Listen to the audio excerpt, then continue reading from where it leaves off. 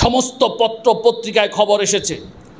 আমার ইনভেস্টিগেশনে দেখা গেছে বাংলাদেশের এমন কোনো চ্যানেল নেই, এমন কোনো গণমাধ্যম নেই, এমন কোনো পত্রিকা নেই এই নিউজটি করেনি।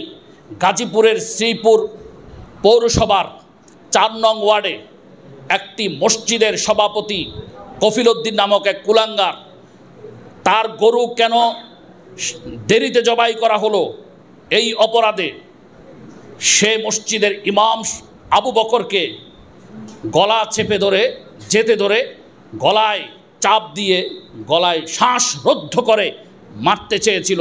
স্থানীয় মানুষের কারণে সে পারেনি, ইমাম সাহেবকে অকথ্য ভাষায় গালমন্দ করেছিল। সেই গালমন্দ শুনে ইমাম সাহেব আতঙ্কিত হলেন। ইমাম সাহেবকে ওই প্রতাপশালী সভাপতি বলেছে যে দিনের সূর্যের আলোতে যেন সে এই গ্রাম ছেড়ে চলে যায়। ভুক্তভোগী ইমাম বয়স কম, মেশকাত জামাতে পড়ে মাত্র, সে গরিব মানুষ, শেরপুরে তার গ্রামের বাড়িতে চলে গেছে। কেউ কোনো কথা বলছে না, কেউ এগিয়ে আসছে না।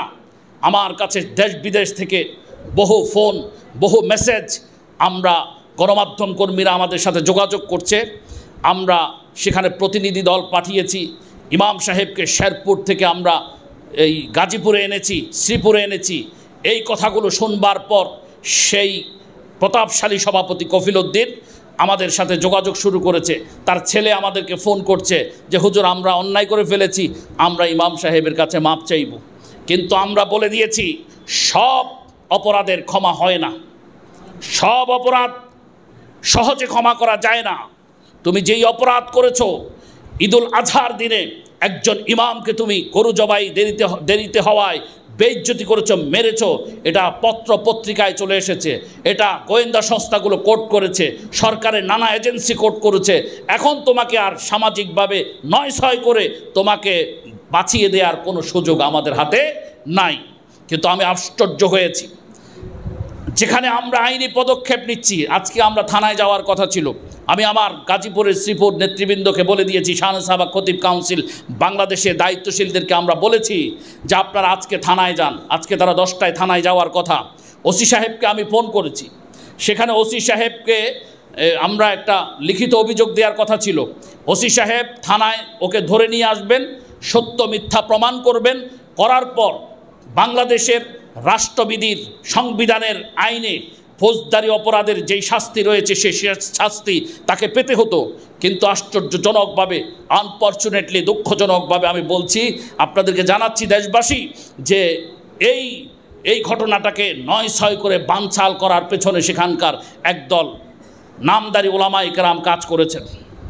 এই সুবিধাবাদী আলেমরা আজকে সকাল 9টায় তাদেরকে উভয় পক্ষকে ওই মসজিদে নিয়ে মিলিয়ে দিয়েছেন। আস্তাগফিরুল্লাহ, মিলিয়ে দিয়েছেন। অথচ এই অপরাধ শুধু বুকে বুকে মিলিয়ে দেয়া যথেষ্ট ছিল না।